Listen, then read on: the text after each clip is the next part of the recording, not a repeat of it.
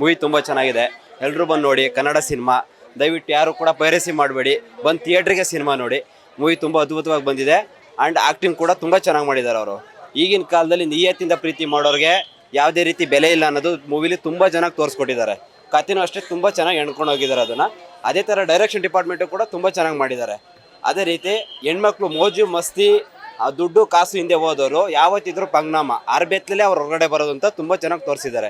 ಯಾವತ್ತಾಗಲಿ ತುಂಬ ಚೆನ್ನಾಗಿ ನಿಯತ್ತಿಂದ ಲವ್ ಮಾಡೋ ಹುಡುಗರಿಗೆ ಯಾವುದೇ ಹುಡುಗಿರು ಕೂಡ ಬಿಂಕ ಭಿನ್ನಾಣ ವಯ್ಯಾರ ತೋರಿಸ್ತಲೇ ನಿಯತ್ತಿಂದ ಲವ್ ಮಾಡೋ ಹುಡುಗರಿಗೆ ಖಂಡಿತ ಬಾಳ್ಕೊಡಿ, ಉದ್ಧಾರ ಆಯ್ತೀರ. ಇಲ್ಲಾಂದರೆ ಯಾವತ್ತಿದ್ರು ಪಂಗನಾಮ ಹಾಕೊಂಡು ಹೋಗೋದಂತೂ ಸತ್ಯ.